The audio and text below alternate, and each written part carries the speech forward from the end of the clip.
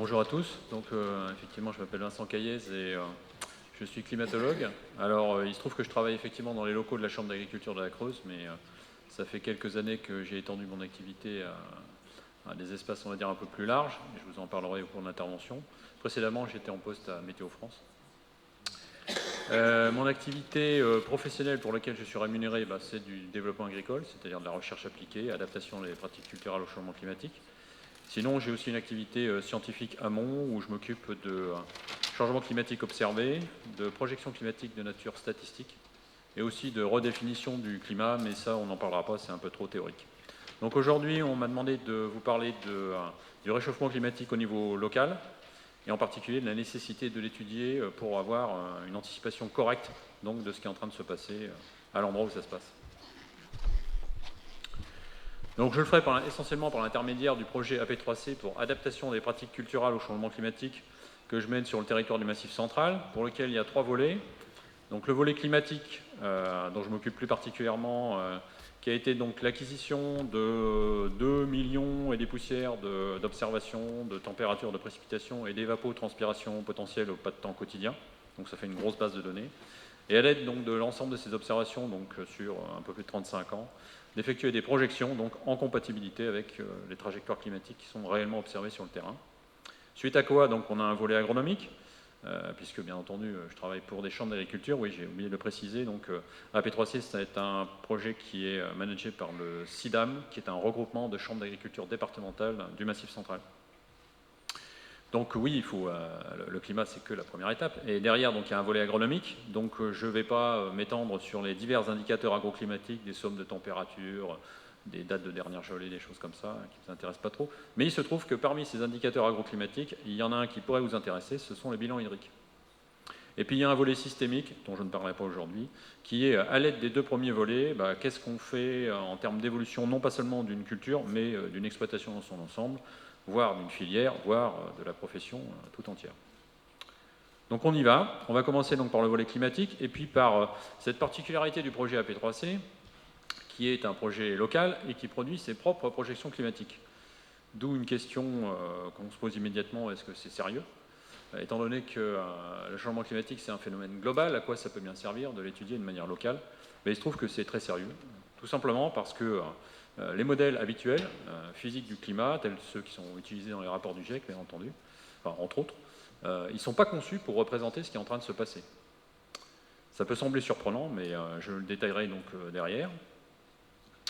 Et voilà, justement, donc derrière, j'apporte donc des éléments qui montrent que c'est pas conçu. Alors, non pas que c'est pas conçu. Alors, certes, au départ, c'est pas conçu pour représenter la trajectoire climatique réelle, mais ça aurait pu être bon par hasard. Ben non, hélas, c'est pas bon.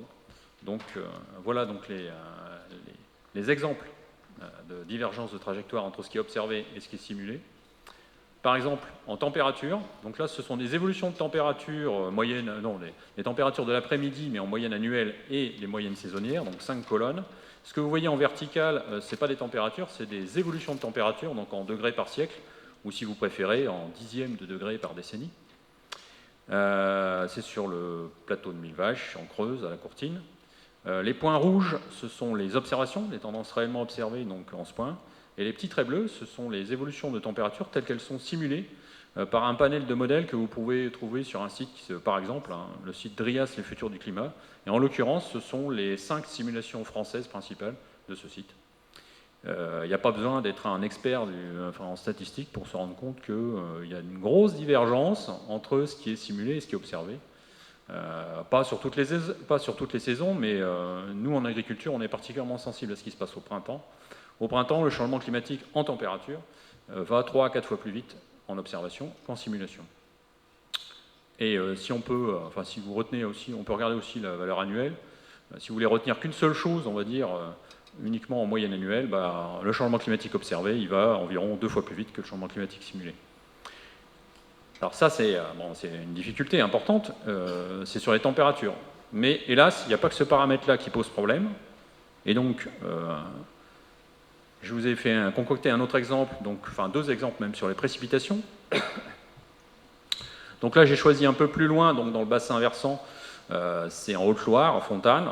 Donc c'est du cumul donc saisonnier et annuel de précipitations. Donc à chaque fois, c'est la même chose. La première colonne, c'est l'hiver, ensuite le printemps, ensuite l'été, ensuite l'automne, et le rappel annuel au bout. Là, au lieu d'avoir des degrés par siècle, vous avez des millimètres par siècle. Même principe, mais un petit peu plus compliqué. C'est pour ça que j'ai commencé par les températures. Donc les points rouges, c'est toujours les observations. Les petits traits bleus, c'est toujours ce qui est simulé. Et les points verts, c'est l'observation, mais qui tient compte quand même de ce qui est en train d'évoluer à l'intérieur des précipitations. Voilà, parce que ce n'est pas tout à fait linéaire sur les précipitations. Pour faire simple, pour que ça soit compatible, il faudrait que le point rouge et le point vert soient à l'intérieur des simulations, comme c'est le cas ici, voilà, et comme c'est le cas également en automne. Donc en moyenne annuelle et en automne, ok, c'est compatible en termes d'évolution de précipitation. Par contre, il y a 3 saisons pour lesquelles ça ne va pas, et même ça ne va pas du tout. On va regarder d'abord l'été.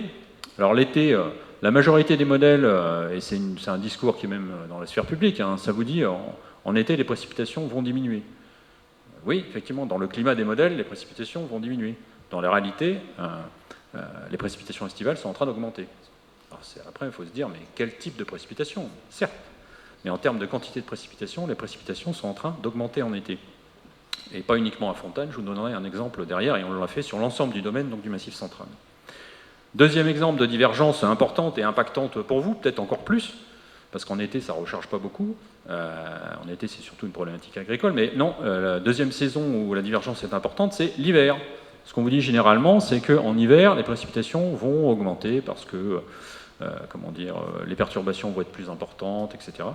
Donc effectivement, c'est ce que simulent les modèles, mais ce n'est pas ce qu'on observe. Ce qu'on observe, c'est une diminution des précipitations. Et enfin, il y a une troisième saison pour laquelle il y a une divergence qui a l'air moins forte, c'est au printemps. Au printemps, on vous donne en général une évolution légèrement positive pour les modèles, mais ce qu'on observe, c'est légèrement négatif. Sauf que là, l'impact, il est fort, enfin, en tout cas pour l'agriculture. Pourquoi? Parce qu'il faut combiner cette erreur d'évolution de précipitation avec l'erreur sur les températures. Alors, en simulation, qu'est-ce qui se passe?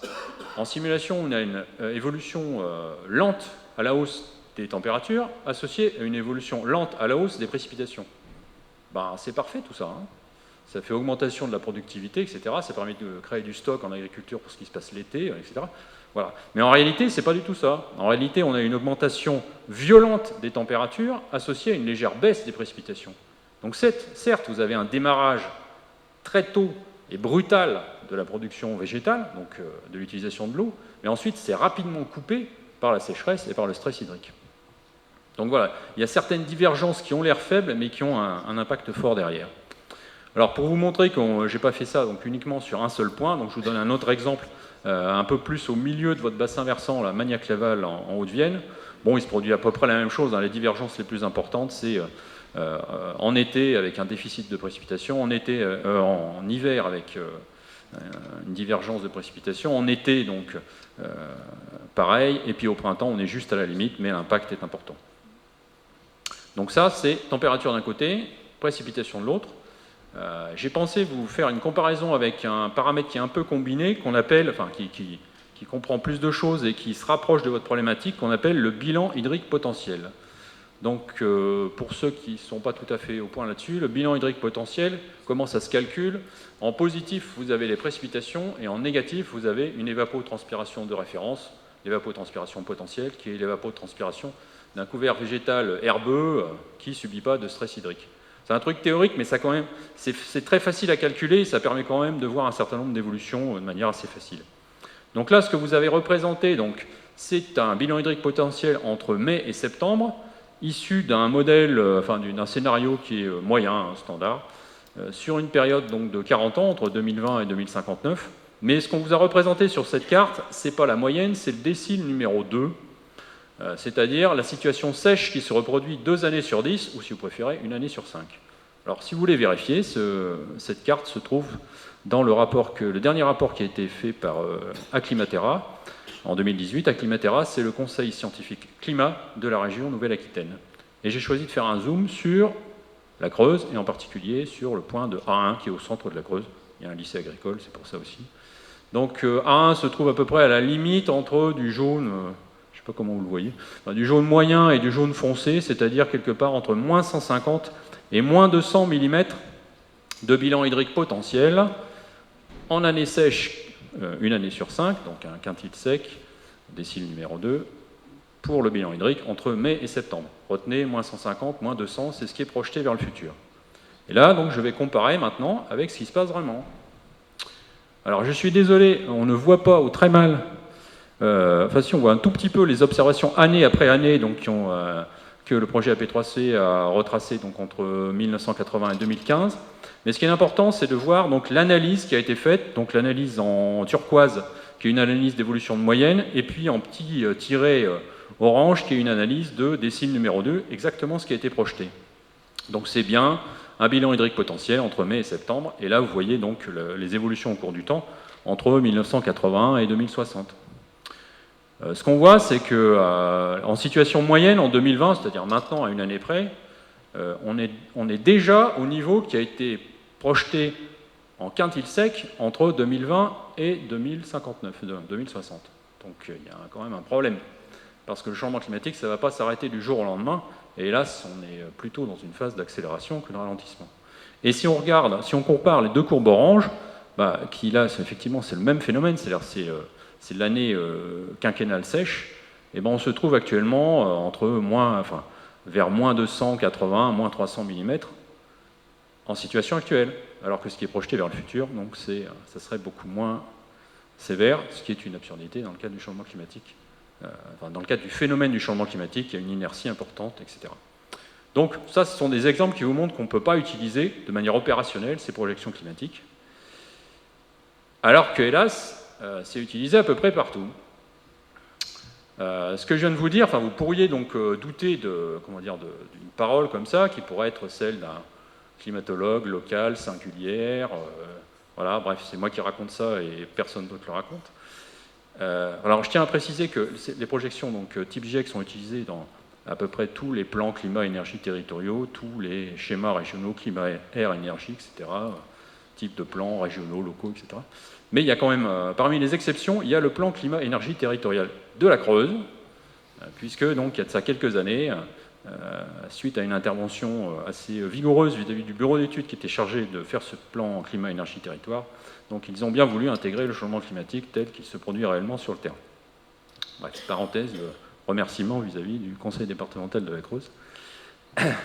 Alors, je ne suis pas le seul à raconter ce genre de choses.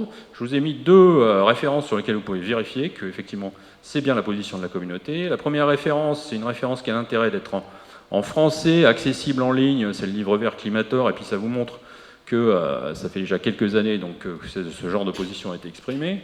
Ça vous dit en clair qu'il ne faut pas rechercher dans les simulations climatiques habituelles des séquences qui ont été observées, ni des tendances sur plusieurs dizaines d'années, non, c'est pas prévu pour ça. Et si vous voulez vraiment une référence scientifique dure, je vous recommande d'aller voir les conclusions du point focal du GIEC français qui a eu lieu en avril 2017.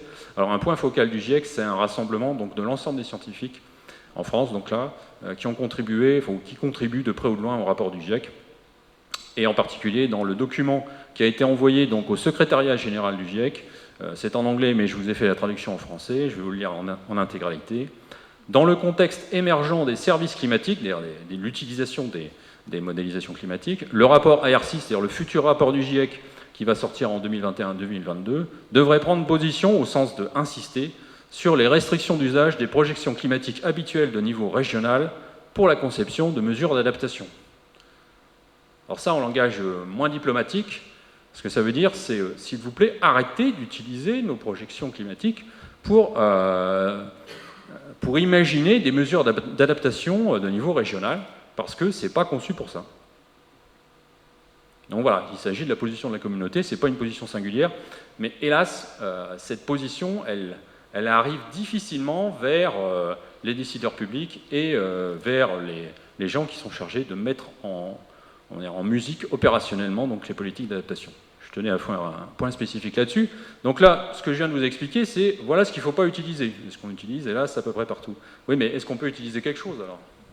On a de la chance, oui, on peut utiliser quelque chose. Et je précise que c'est un hasard, et j'assume que c'est un hasard. Alors c'est quoi ce hasard ? Donc là, ce que je vous ai représenté, c'est une évolution, des évolutions de température analysées sur le passé et projetées vers le futur. Alors ça, c'est une moyenne mondiale. Et puis c'est relatif à une période, c'est en anomalie, mais peu importe. Les évolutions sont c'est pour mieux voir donc, les évolutions par rapport à un moment où on a dit bah, ça vaut 0, c'est la référence. Donc sur le passé en gris ou en noir, c'est l'analyse du climat tel qu'il s'est déroulé, et vers le futur, donc ce sont des projections climatiques. Et la couleur, ça va du bleu pour le plus vertueux au rouge pour le moins vertueux, scénario qu'on est en train de suivre effectivement désormais. Enfin, encore actuellement, on est en augmentation maximale, on est au niveau du maximum que le GIEC envisage. Voilà. Et ce qu'on peut remarquer sur ce graphique, c'est que, on peut remarquer deux choses. Premièrement, toutes les courbes, quelle que soit leur couleur, sont entremêlées pendant une bonne trentaine d'années. C'est-à-dire qu'il y a du orange en bas, qui est fortement émetteur, et il y a du bleu en haut, qui est faiblement émetteur. Ça, c'est une illustration de l'inertie du changement climatique. C'est-à-dire que même si on se décide demain, ou aujourd'hui, à émettre 0 CO2 dans l'atmosphère, la trajectoire pour les 30 prochaines années, elle est déjà enclenchée. On ne pourra pas la bouger significativement. C'est seulement au-delà, donc à partir de plus 40 ou plus 50 ans, que effectivement les scénarios faiblement émetteurs sont en phase de ralentissement par rapport à ce qu'on a observé, et les scénarios fortement émetteurs sont en accélération. On ne peut pas savoir, personne ne peut savoir quelle est la trajectoire qui va être effectivement suivie vers le futur. Ça, effectivement, c'est inconnu. Même si elle est déjà écrite d'une certaine manière, puisqu'on ne peut pas l'influencer avec nos émissions de gaz à effet de serre, mais on ne peut pas la connaître. Mais il se trouve qu'on peut raisonner en termes d'enveloppe. Et nous, ce qu'on a choisi de faire dans le projet AP3C, parce que c'est suffisamment radical comme ça, c'est de choisir l'enveloppe basse, c'est-à-dire le minimum, on va dire, des projections vers le futur. Et il se trouve que, par hasard, je dis bien par hasard, cette enveloppe basse, ça correspond à la poursuite de la tendance analysée. Donc voilà ce que je vais vous présenter juste après. Ce sont des évolutions minimales raisonnables du futur climatique, mais compatibles avec le changement climatique tel qu'il est réellement observé, ce qui n'est pas le cas donc, dans les autres modèles. C'est parti. Donc, ce que je vais vous présenter, donc, ce sont des résultats d'évolution de température, de précipitation et de bilan hydrique potentiel entre les échéances 2000 et 2050 pour bien vous signifier que c'est quelque chose qui est en train de se produire. Ce n'est pas juste une projection. Non, non, non, on utilise bien ce qui est en train de se produire. Et puis après, je vous parlerai donc du bilan hydrique réel. Je vous rappellerai brièvement comment on calcule ce bidule, parce que c'est un peu plus compliqué. Et je vous montrerai donc deux types de résultats associés à ce bilan hydrique réel.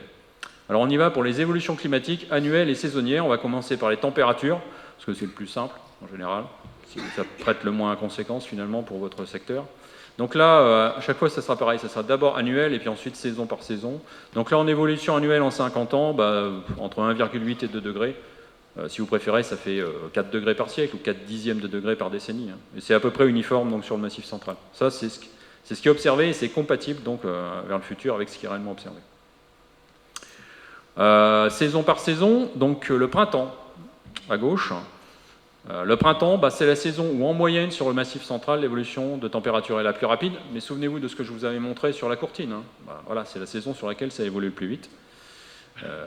Il y a une cohérence avec l'évolution des précipitations. Par contre, en été, on voit apparaître quelque chose qui est assez surprenant, là. Sur l'amont, c'est sur l'amont de votre bassin versant, c'est-à-dire du côté de la Haute-Loire, là.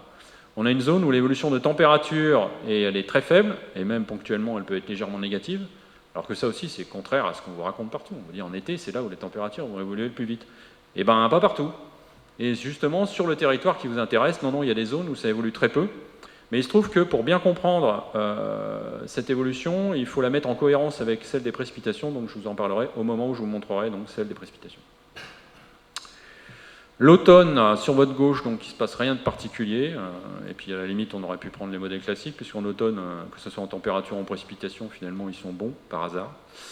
Donc évolution de 1 degré à 1,5 degré.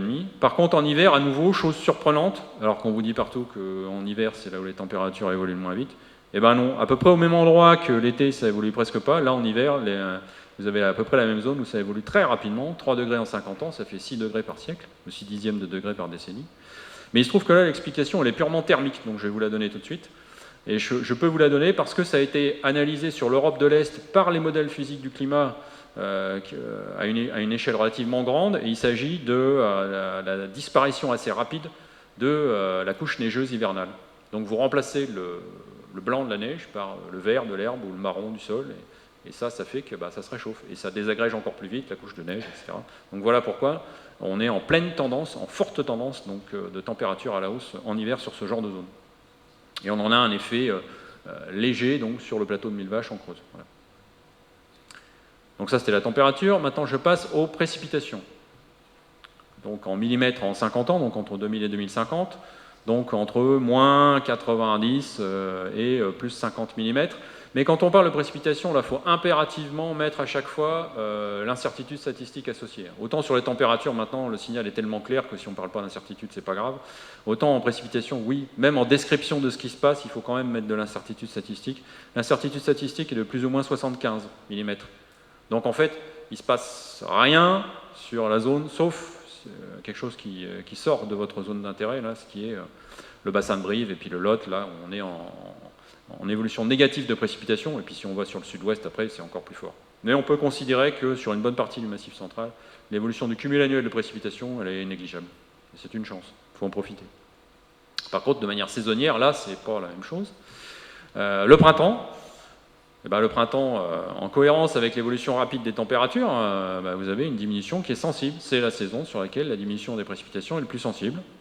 Donc entre moins 25 et moins 75. Mais bon, les fortes diminutions de précipitations au printemps, c'est en dehors de votre zone, c'est sur le sud, du côté de la Lozère, l'Aveyron, etc. Sinon, mais moins 25 mm au printemps, c'est quand même sensible. En été, alors là, l'été, c'est là où je vais parler de la cohérence avec la diminution des températures, parce que vous avez, en sens inverse, une augmentation des précipitations. Et regardez bien la zone. La zone de diminution des températures, ou de moindre élévation des températures, c'était sur la Haute-Loire. Et vous avez un décalage, vous avez à peu près la même zone donc, qui est en augmentation de précipitations, mais ça se décale vers le nord. Donc moi j'étais météorologiste pendant 15 ans, je peux vous dire que ça c'est parfaitement cohérent avec des situations orageuses où les nuages se forment sur le sud du Massif central et seront ensuite entraînés dans un flux de sud à sud-est. Voilà, donc c'est normal. Il y a une cohérence géographique entre les deux paramètres et les évolutions des deux paramètres, température et précipitation. Sachant que les analyses, elles ont été menées séparément, c'est-à-dire qu'on n'a pas forcé les précipitations à réagir de cette manière-là, on les a étudiées séparément et on constate que c'est bien cohérent, donc c'est vraisemblablement l'augmentation donc, des précipitations instables, des averses, qui se déclenchent donc au sud du Massif central et qui ensuite remontent un peu plus vers le nord. Donc oui, sur une bonne partie de la zone, on est en augmentation de précipitations estivales. Donc, paramètres combinés maintenant. Non, il reste les deux dernières saisons. Pardon. En automne, légère augmentation de précipitations. Alors, bien que ça ne soit pas sur votre zone, je vous demande de regarder ce qui se passe sur la Lozère. Là. Ça, c'est l'augmentation des épisodes sévenols. Hein. Voilà. Pareil, ça n'a pas été forcé dans le modèle. C'est apparu à partir des observations. Oui, ça, les gens qui habitent par là, ils voient très bien déjà le renforcement des épisodes sévenols. Et en hiver, sur une grande bande centrale, vous avez donc une diminution assez sensible des précipitations, dont sur une bonne partie de l'amont de votre bassin. Une diminution des précipitations hivernales, donc une moindre recharge dont il faudra tenir compte. Le bilan hydrique potentiel annuel. C'est une combinaison donc, des précipitations et de l'évapotranspiration potentielle. J'ai préféré vous la donner directement plutôt que de faire que le TP. Donc vous avez directement le bilan hydrique, mais potentiel en évolution annuelle. Grosso modo, sur à peu près l'ensemble de la zone qui vous intéresse, moins 100 mm en 50 ans, donc moins 200 mm par siècle. Mais dès qu'on s'échappe, que ce soit vers le nord-est ou vers le sud-ouest, ça s'aggrave avec une évolution qui est à moins 150, voire moins 200 ou moins 250 si on descend vers le Lot, etc. Voilà.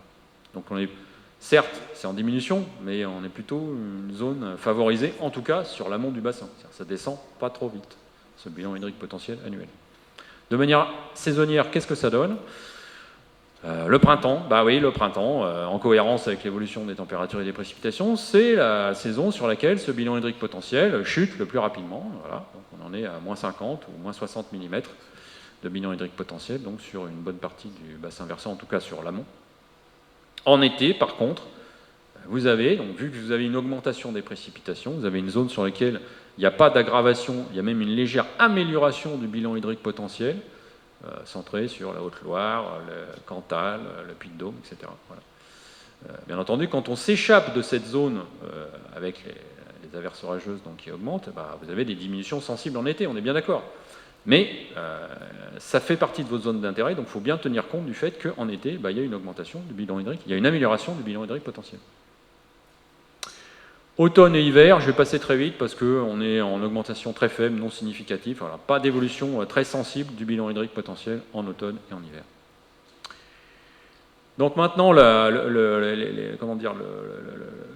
on va passer à de la modélisation un peu plus sophistiquée, c'est-à-dire que le bilan hydrique potentiel, il manque deux choses pour faire du réel, au moins. Il manque le sol et puis ce qu'il y a au-dessus du sol. Voilà.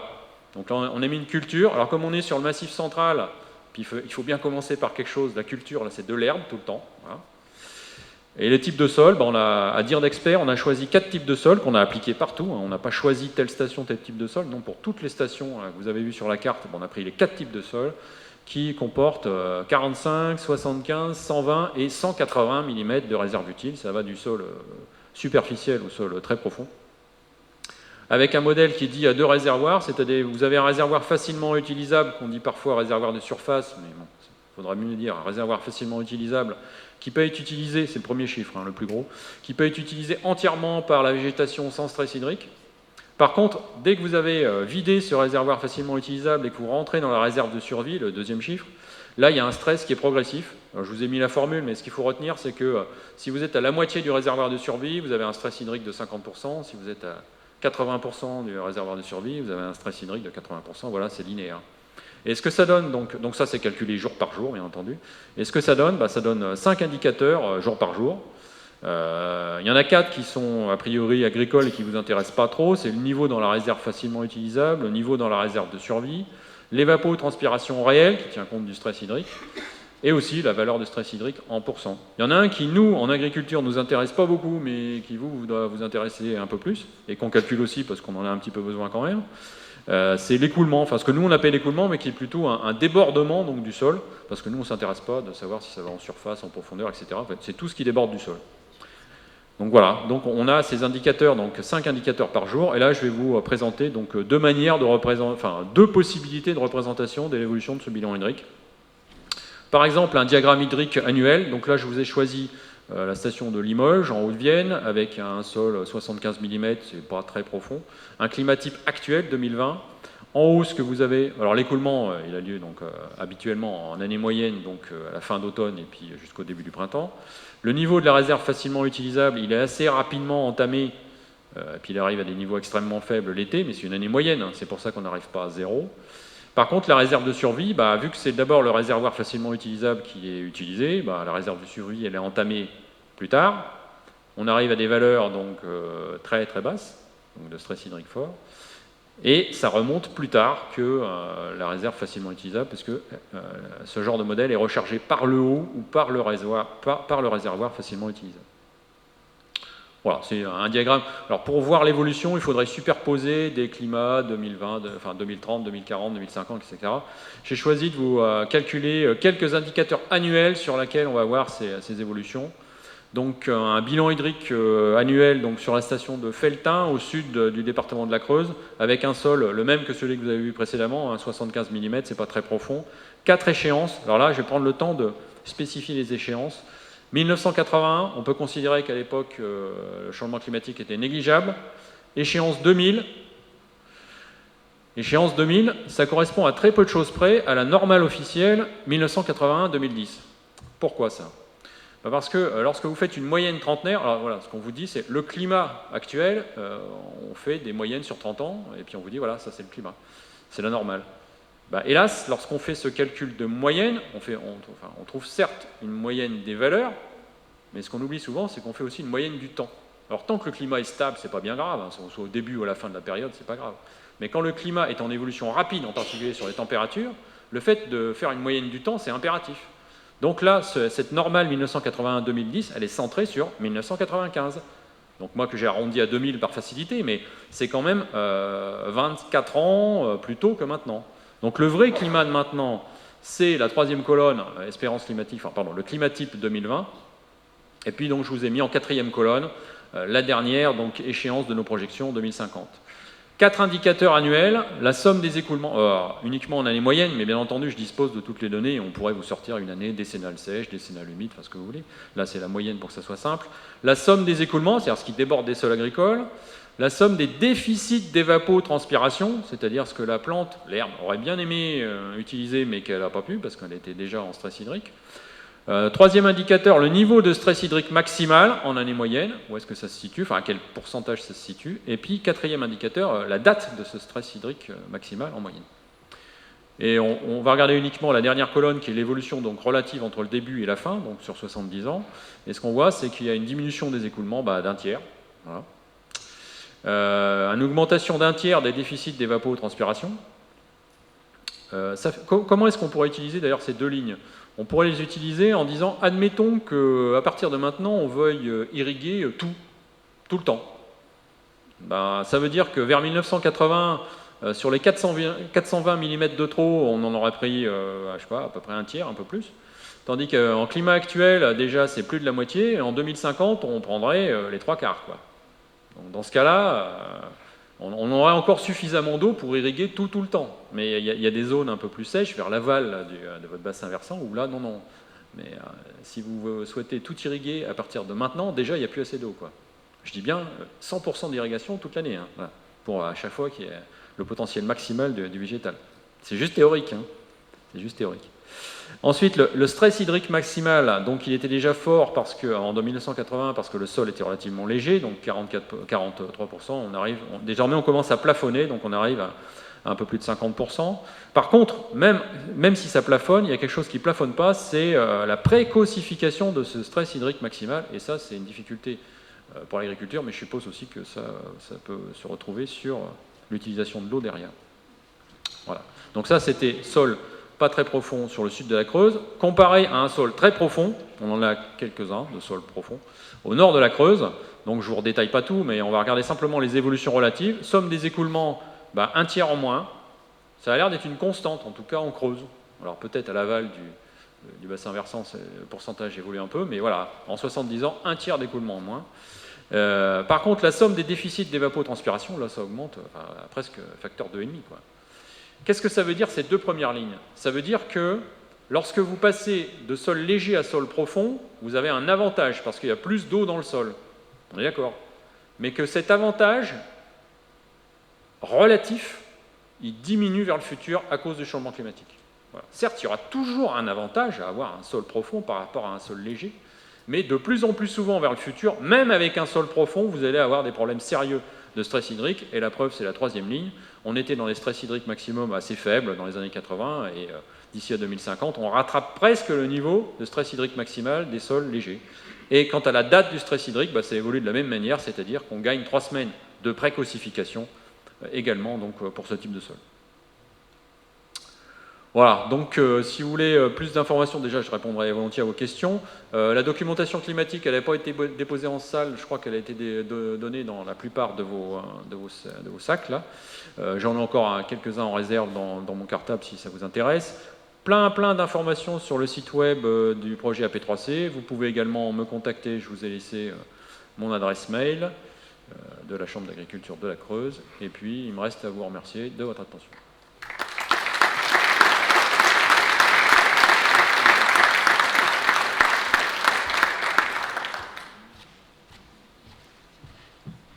Merci. On va prendre des questions.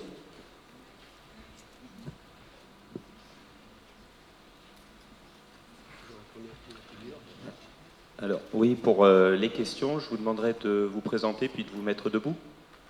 Merci. Oui, parce que les interventions sont filmées. Donc, Alors, Samuel Lassos du SATES des Vosges. Donc, ma question, ce serait de savoir si vous auriez concrètement des conséquences qu'on peut constater sur le terrain ou qui risquent d'arriver dans les années prochaines. En dehors des chiffres que vous nous avez montrés, qu'est-ce que ça serait concrètement les conséquences, par exemple, pour la Creuse, en termes, notamment pour l'agriculture, par exemple? Pour l'agriculture, redémarrage de végétation plus rapide. Comment dire? Autrefois, on ne se posait pas la question de la première fauche en particulier, c'est-à-dire qu'elle était toujours pleine. Hein. Parfois, il y avait des difficultés pour aller la chercher parce que le terrain était trop meuble, il y avait trop de précipitations. Désormais, ce sera de moins en moins le cas. Par contre, y compris pour la première fauche, on va avoir de plus en plus de difficultés où ça va devenir de moins en moins rare qu'elle soit entamée par le stress hydrique. Donc ça veut dire,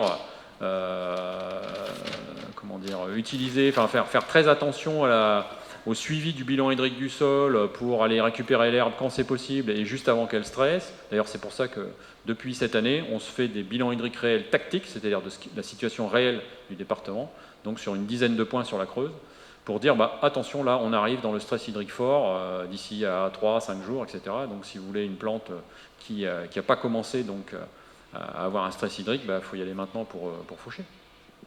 Est-ce qu'on peut dire est-ce qu'on peut projeter le climat actuel de la Creuse à un climat d'une autre zone géographique? Je sais pas. Oui, je vois bien votre question. C'est on transpose en mettant une autre ville. Alors il se trouve que ça, c'est pas possible. C'est possible uniquement si vous choisissez un seul paramètre.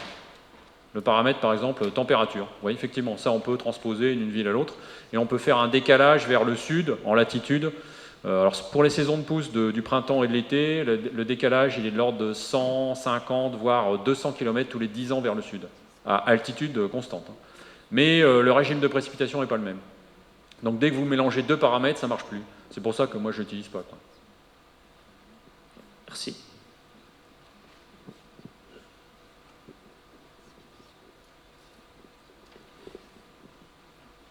Flavien Lutrat, conseil départemental de la Creuse, donc concerné forcément.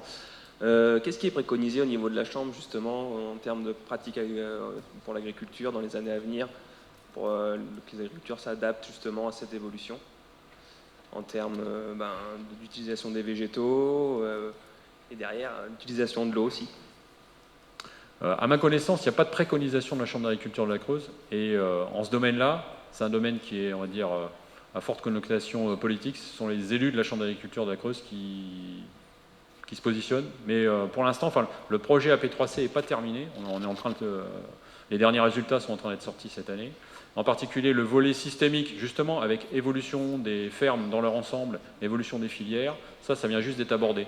Donc, hélas, je ne peux pas répondre à votre question. D'accord. Et vous, en tant que scientifique, vous préconiserez quoi? En tant que scientifique, moi je préconise rien du tout, franchement. Parce que moi, mon travail, c'est d'exprimer voilà ce qui est en train de se passer, aussi bien pour les gens qui veulent des barrages que pour les gens qui n'en veulent pas, quoi. Simplement, si vous voulez construire un barrage, je vous dirais, moi je serais capable de vous dire voilà à quel niveau il va être rempli, avec quelle probabilité. Ouais, vous, c'est juste le fait d'amener factuellement ce qui se passe et après. Exactement. Vu que c'est pas utilisé correctement actuellement. Peut-être que si la science sur le changement climatique tel qu'il se produit réellement était diffusé et que tout le monde avait compris, peut-être que je ferais autre chose. Mais à l'heure actuelle, l'enjeu fort, c'est d'utiliser le changement climatique tel qu'il se produit réellement. Or, c'est presque le cas nulle part. Donc, j'ai suffisamment de travail avec ça pour détailler ce qui est en train de se produire. Merci.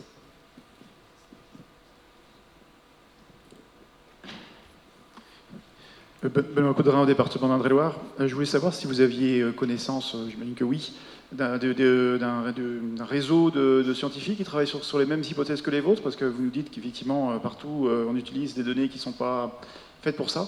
Et j'imagine que vous avez d'autres collègues qui travaillent dans d'autres départements, d'autres régions, d'autres pays peut-être même, sur ces questions-là. Ça, c'est la première question. Puis la deuxième question qui m'interrogeait, alors je ne veux pas du tout critiquer le travail qui est fait, mais je me posais la question de savoir si sur les premières chroniques de données qui ont été mesurées, 1980-2015, si cette chronique est finalement peut-être assez faible en termes de durée, et si vous aviez connaissance de chroniques plus longues sur ces deux paramètres, température et précipitation, qui auraient donné d'autres résultats ou des résultats similaires.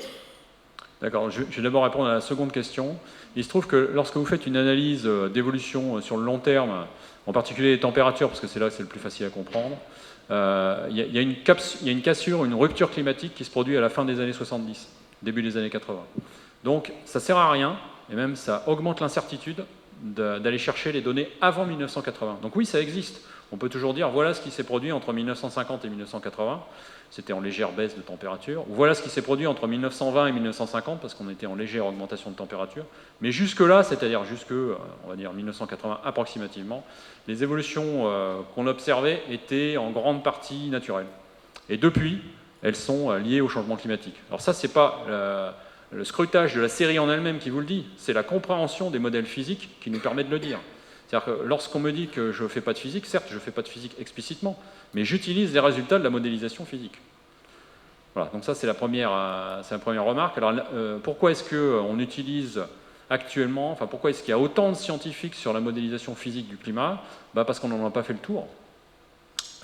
Si on en avait fait le tour, d'ailleurs, de l'ensemble des phénomènes qui permettent d'expliquer le changement climatique, alors vraisemblablement la trajectoire que donnerait le modèle serait compatible avec ce qui se passe. Mais ce n'est pas le cas.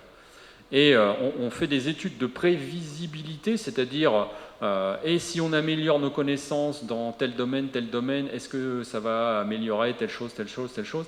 Et on pense qu'on en a pour plusieurs générations de chercheurs avant d'avoir fait suffisamment le tour du problème d'un point de vue physique pour que le modèle de recherche en lui-même donne la trajectoire cohérente.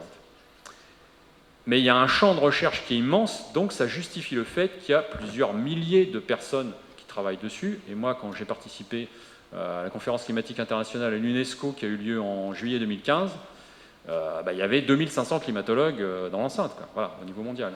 Alors pour les gens qui travaillent au niveau des statistiques, il y en a environ 100 fois moins sur la planète.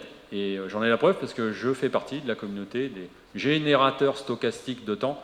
C'est des outils, mais les gens qui donc, utilisent ou fabriquent ces outils, on est voilà, une vingtaine ou une trentaine sur la planète. Et parmi ces 20 ou 30 personnes, il y en a une minorité qui travaille une majorité qui travaille sur la météorologie, c'est-à-dire sur la prévision du temps d'un point de vue statistique, et une minorité qui travaille sur le climat. Et dans la plupart du temps, mes confrères qui travaillent sur le climat travaillent sur des spatialisations, enfin bref, pas directement sur de la projection climatique. Après avoir été dans un certain nombre de réunions nationales et internationales sur le sujet, en Europe, je crois qu'il n'y en a qu'un seul qui travaille sur ce genre de méthode. Voilà.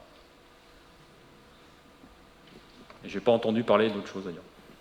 Cyril Gonor, Samac des Deux-Sèvres. Alors moi, je vais m'attacher plutôt aux cartes que j'ai pu voir. J'ai vu une densification importante des points. Je suppose que c'était des points de mesure essentiellement sur la Creuse par rapport aux autres bassins. Ça m'a interpellé sur le maillage qu'on peut reconnaître nous aussi à travers les différents points qu'on utilise et les données, entre autres. Donc, est-ce que vous pensez que votre maillage est suffisant dans tous les secteurs pour avoir une analyse? Et puis, je voulais avoir votre avis aussi sur la donnée proprement dit, donc son acquisition, sa bancarisation, son utilisation, parce que je pense qu'il y a des parallèles forts avec nos activités. Ok, donc en ce qui concerne, je vais commencer par la deuxième aussi. En ce qui concerne donc la qualité des données, les données ne sont pas utilisées de manière brute, bien évidemment. Parce qu'en particulier sur la température, à la fin des années 1980, ce qui est connu, c'est qu'on est passé des abris bois aux abris plastiques. Donc on s'est pris un demi-degré de plus en moyenne. Bien entendu, les données sont corrigées de ce genre d'effet. Ça s'appelle l'homogénéisation des données. Et il se trouve que cette pratique, l'homogénéisation des données, je fais partie des quelques pionniers qui l'ont mise en place au sein de Météo France à la fin des années 80, début des années 90. Donc je peux vous assurer que, bien entendu, toutes les données qui sont utilisées sont homogénéisées.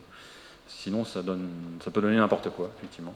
Et ensuite, pour la densité, je pense que votre remarque, elle est liée au fait qu'on a fait des cartes. Moi, je ne voulais pas faire de cartes. Voilà, c'est ça. Moi, j'aurais dit, écoutez, le projet AP3C, c'est un projet point. Voilà, c'est un projet où on traite de station à station, et ensuite, c'est aux conseillers des chambres d'agriculture qui vont se trouver sur le terrain de dire, ah bah là, cette parcelle-là, elle se rapproche plus de telle station ou de telle station. Sauf que pour présenter les travaux, si vous mettez que des tableaux de chiffres, il y a des gens qui ne sont pas contents. Donc j'ai fait des cartes.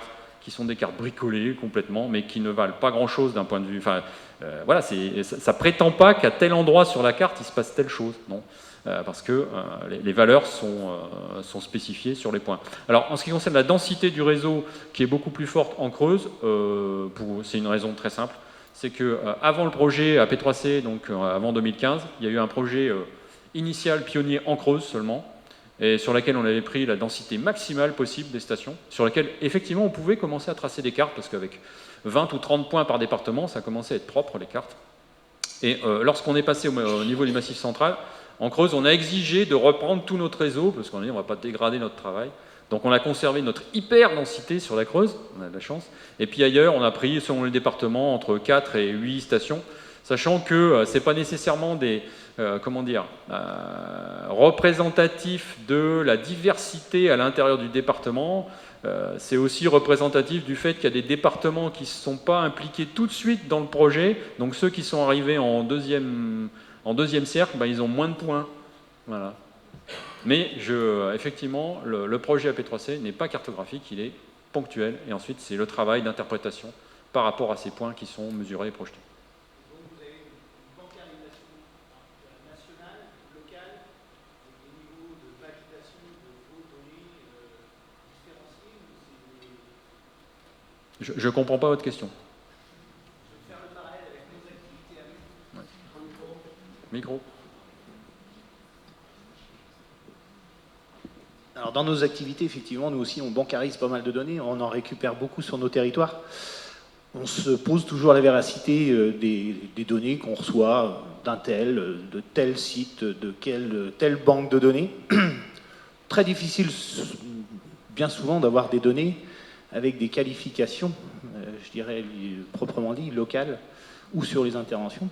Donc je voulais savoir si vous rencontriez, vous, les mêmes difficultés sur la donnée, sur le transfert de données, sur la bancarisation et sur le justificatif après de ce qu'on en fait. Parce qu'on peut faire dire n'importe quoi avec une donnée. C'est que son contexte qui donne l'éclairage, on va dire. Alors, comment dire, les bases de données ont toutes été désarchivées, c'est-à-dire achetées en fait à Météo France. Donc on a récupéré les données des bases de données Météo France. Et ensuite, moi, ce que j'avais prouvé à la fin des années 80, lorsque j'ai travaillé donc, sur la mise en place de l'homogénéisation des données, c'est que finalement, ce qu'on appelle les métadonnées, ça a une importance négligeable.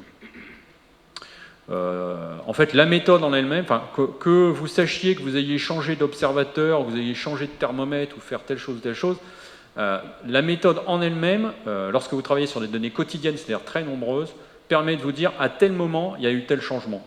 Donc, que ce soit pour une raison ou pour une autre, finalement, c'est pas grave. Voilà. Sachant que le principe qui est donné, généralement, c'est que la dernière série, la dernière période homogène, c'est la bonne, entre guillemets. Alors, parfois, il y a des exceptions. Si on sait que, pertinemment, que les dernières mesures, ça a été fait dans n'importe quelle condition, bah, on prend la période avant. Mais en général, c'est la dernière période mesurée homogène qui sert de référence et sur lesquelles sont homogénéisées les données précédentes.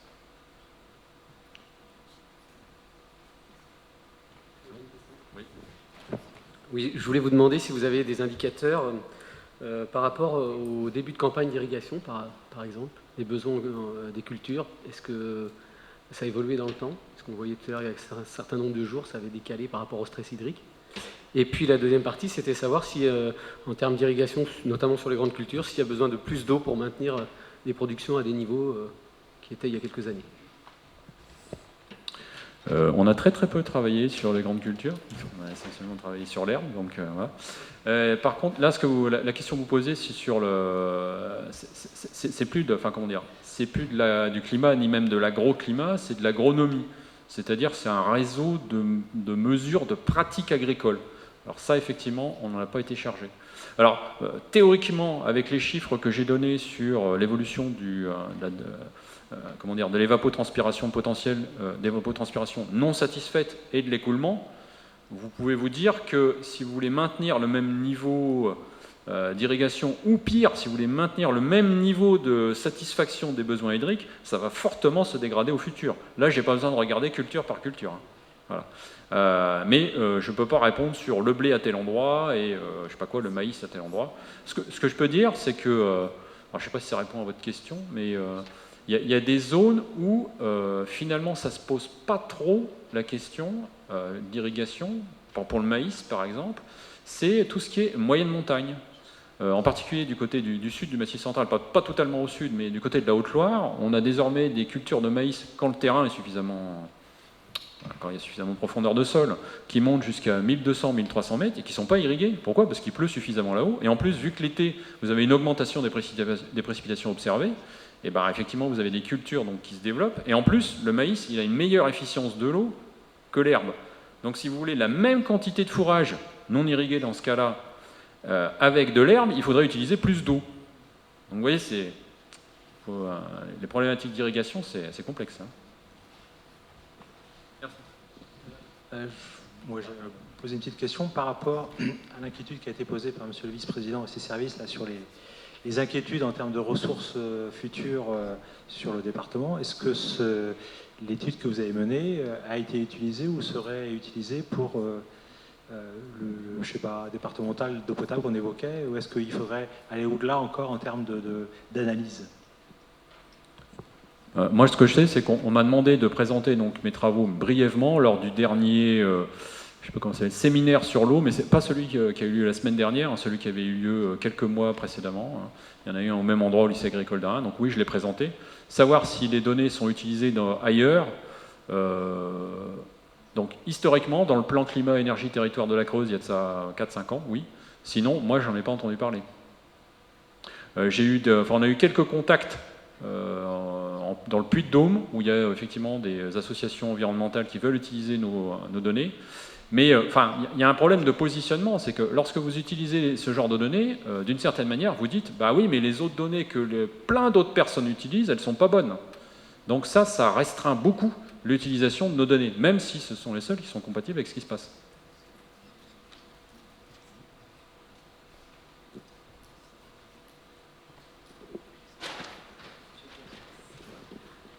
Jean-Marc Warnisson, conseil départemental Finistère. Ouais, donc ce projet-là, en fait, AP3C, c'est uniquement le Massif central. Nulle part en France, il y a des projets similaires qui sont engagés. Si, il y en a un autre projet, le projet AgriAccept, sur l'ensemble de l'arc atlantique, plus la Normandie. Donc il y a Normandie, Bretagne, Pays de la Loire et Nouvelle-Aquitaine qui ont utilisé donc, ce genre de projection. Mais contrairement au projet AP3C, qui est une politique de diffusion assez large de ces données, à ma connaissance, le projet AgriAccept, pour l'instant, n'a produit aucun livrable. Et c'est porté par la Chambre d'agriculture également Alors, AgriAccept, ça a été porté par la Chambre d'agriculture régionale de Nouvelle-Aquitaine, mais les données qui ont été projetées sont propriété des chambres régionales, de chacune des 4 chambres régionales. Donc, si les données du projet AgriAccept vous intéressent en Bretagne, vous vous adressez à la Chambre régionale d'agriculture de Bretagne, et vous voyez ce qu'ils vous répondent. Ok, merci.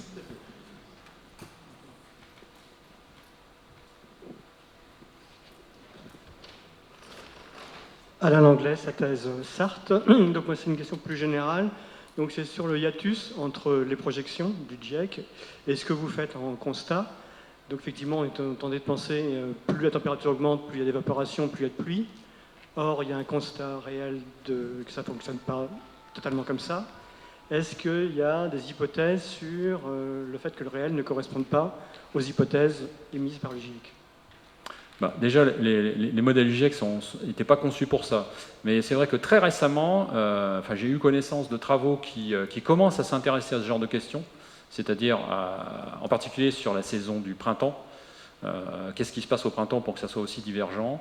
Et j'ai lu les travaux de Hervé Douville, en particulier, du Centre national de la recherche météorologique, qui pense avoir déterminé que c'est un mauvais traitement de l'humidité dans le sol qui est à l'origine de cette divergence forte.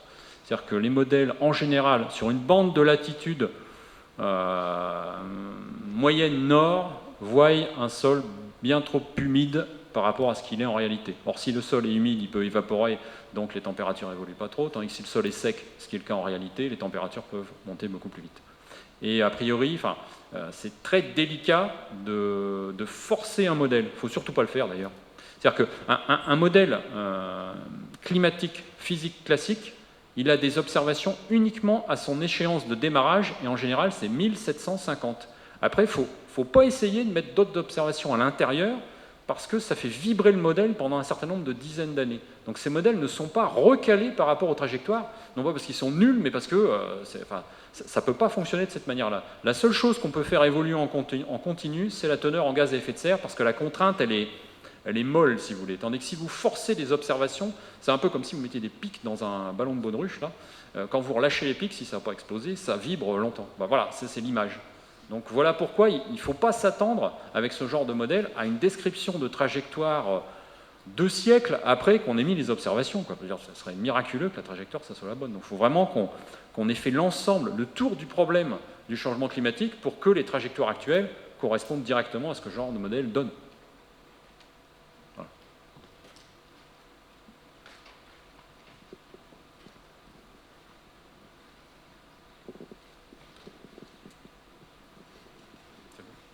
Bien, est-ce qu'il y a encore quelques questions? Comme j'ai trouvé que l'exposé était très intéressant et suscitait pas mal de questions, donc ça a été apprécié. Merci. Merci, monsieur Caillez.